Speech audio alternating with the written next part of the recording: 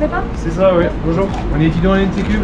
On va te montrer Greenair, le bâtiment qui habite l'NC Cube. Tu nous suis?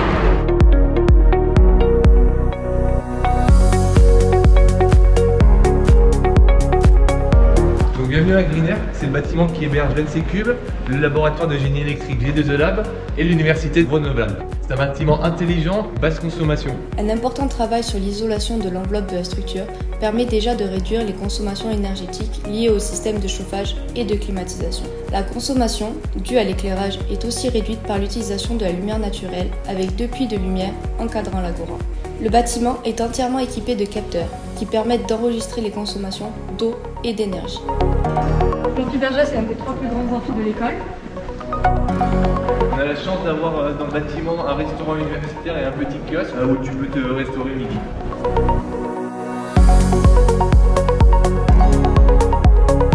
Donc voici le toit. On commence ici avec la ruche de Greenair. C'est à la base un projet étudiant. La ruche est équipée de capteurs pour mesurer le poids de la ruche, la température et le bruit. La serre est également une infrastructure connectée. On mesure la température, l'humidité et l'ouverture à distance des ouvrages. Donc ici c'est la station météo de l'école. La station météo sert pour les TP et les données sont exploitées par l'Institut des géosciences de l'environnement. Elles sont également intégrées à la gestion technique du bâtiment Greenair et pourront servir au pilotage automatique du bâtiment.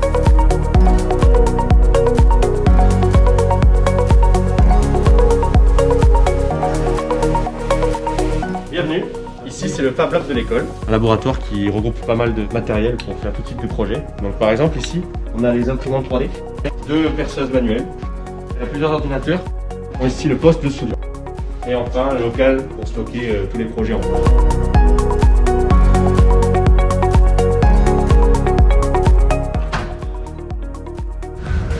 Bonjour. Je vais vous présenter ce qu'on fait à l'école, sur le cycle de la première année jusqu'à la dernière année de l'école. Vous êtes dans une partie du bâtiment hybride qui concerne à la fois les projets de recherche et les projets d'enseignement. Là, c'est plutôt des travaux pratiques qu'on va faire vis-à-vis des étudiants, de la première année à la troisième année, où les étudiants sont acteurs dans un système. Et les systèmes, c'est plutôt les thématiques des micro-réseaux et ce qu'on appelle les smart grids et les micro-grids en anglais. Mais avant ça, ils découvrent différents aspects de la salle qui est organisée, si vous levez un peu la tête, avec des connexions multiples, réelles, qui vous permettent de connecter des piles à combustible, un système à cogénération à gaz, ici qui fait de la chaleur et de l'électricité, à des systèmes de réseau sur lesquels on peut venir piloter des machines électriques qui vont représenter votre éolienne pour produire de l'électricité, donc des producteurs et des consommateurs. Ici, c'est un réseau industriel qui est utilisé plutôt en première année, où là, on vient découvrir un peu c'est quoi un système. Après avoir découvert un consommateur, un producteur, il découvre le système dans son ensemble. Ça, ce serait ce qu'on ferait en première année. Si on continue un peu l'évolution des cycles de TP, on aurait plutôt un réseau type distribution, où là, on est plutôt sur une représentation d'un réseau de distribution, avec derrière des connexions physiques, donc qui sont juste derrière cette salle, qui vont permettre de connecter différentes charges du réseau, qui sont réelles, et différents producteurs, au travers de lignes. Et en fait, on va venir configurer ce réseau en fonction de l'utilisation qu'on en a. Donc initialement, c'était des projets de recherche, et derrière, on essaie de créer des scénarios pour les étudiants, pour qu'ils découvrent un peu un système un peu plus complexe et réel, à échelle réduite certes, mais un facteur d'échelle à respecter. Et là, les étudiants de troisième année vont essayer de trouver des alternatives pour faire des réglages sur le réseau électrique, pour par exemple faire du réglage de tension. Le dernier aspect qu'ils peuvent aborder serait plutôt un aspect sur les ICT, tout ce qui est informatique et communication dans les réseaux. Donc là, on va plutôt regarder une partie du réseau que vous avez vu derrière, et là, vous avez des relais de protection où ils viennent faire des scénarios et ils viennent représenter par exemple des scénarios de protection de lignes sur le réseau. C'est vraiment le couplage de l'aspect numérique, de l'informatique et de la télécommunication avec le réseau réel que je viens de vous présenter. Merci beaucoup. De rien, merci.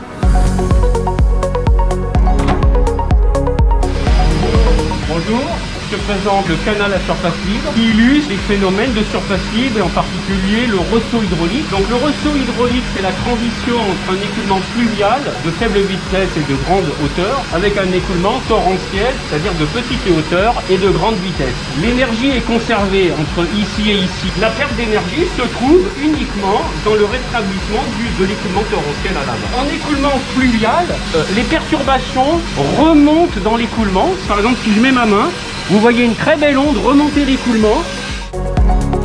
Donc ici, une petite turbine Pelton. Le principe, c'est un injecteur avec un pointeau pour régler le débit. Le débit seulement est réglé car la vitesse dépend uniquement de la hauteur de chute par Bernoulli. Le jet vient frapper les objets et le but des objets est de séparer le jet en deux et l'objet va à la moitié de la vitesse du jet, ce qui permet finalement aux particules fluides de tomber en ayant perdu toute leur énergie cinétique. Un système de déversoir très couramment utilisé dans les canaux et on mesure effectivement le débit en mesurant la hauteur d'eau en amont du déversoir. Un TP qui est relativement récent, qui se redouble d'un côté des tubes piézométriques pour mesurer la ligne piézométrique, c'est-à-dire la pression statique. Nous voyons ici le niveau de pression statique dans le tube qui est représenté par la hauteur d'eau. Cette pression diminue régulièrement de façon linéaire, avec une rupture de pente, parce que ici, le diamètre du tuyau est plus petit, donc il y a une rupture de pente.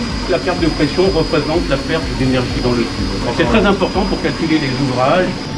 Et enfin, une dernière installation qui se veut être un TP système. C'est-à-dire qu'on ne va pas étudier un seul phénomène comme dans les TP que nous avons vus précédemment. Nous allons étudier ici un système hydraulique qui représente deux châteaux d'eau qui sont là pour alimenter deux villages. Donc ici un réservoir qui simule la nappe phréatique et puis une seule pompe pour économiser et deux châteaux d'eau. L'objectif, c'est de montrer aux élèves qu'on peut optimiser le fonctionnement du système en augmentant son rendement hydraulique global, en jouant sur des vannes d'admission électropneumatiques qui permettent de régler le débit comme un robinet. Donc la pompe, l'eau arrive par les tuyaux qui sont devant et l'eau repart à la vidange par les tuyaux qui sont à l'arrière. Et on arrive à faire des rendements globaux du système qui mettent en évidence le travail de la pompe et le fait qu'il y a des stratégies au niveau de la pompe. Il vaut mieux réduire la vitesse de rotation de la pompe et ouvrir un peu plus les robinets d'admission. Ça fera moins d'énergie dépensée, donc ce sera d'autant meilleur.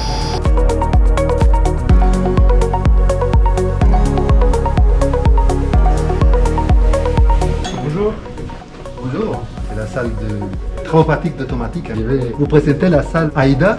Donc dans la salle, on a plusieurs maquettes. On a par exemple des plateformes en lien avec l'automobile. Donc on peut contrôler la suspension de façon automatique. Et on peut imaginer une suspension raide ou moins raide en fonction de la qualité de la route. Et ben, le système de contrôle qui fait ça, c'est un système construit par des automaticiens qui met en place des méthodes automatiques. Dans la salle, nous avons aussi des plateformes liées, par exemple, à contrôler une bille de façon magnétique. C'est un problème assez académique, très sympa. Et nous, on peut faire des TP sur ce genre de choses. Donc ici, dans la salle, on accueille aussi des élèves master, des masters internationaux. Certains font l'automatique pour les procédés, mais d'autres font de la robotique. Dans l'école, il y a plusieurs filières, parce que dans toutes les filières, on fait des TP ici, notamment des piles en première année.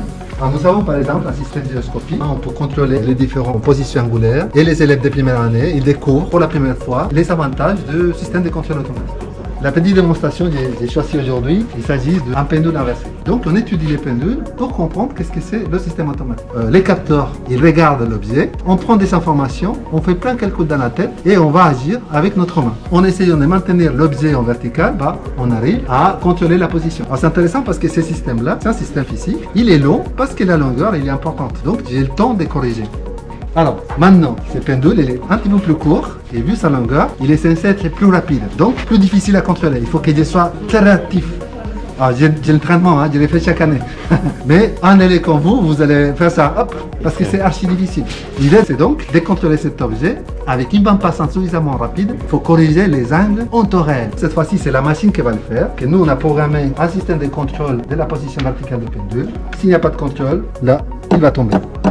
Par contre, si je mets en route le système de contrôle, il va corriger systématiquement la position horizontale pour maintenir le pendule en vertical. Vous voyez? C'était très clair, merci beaucoup. Avec plaisir.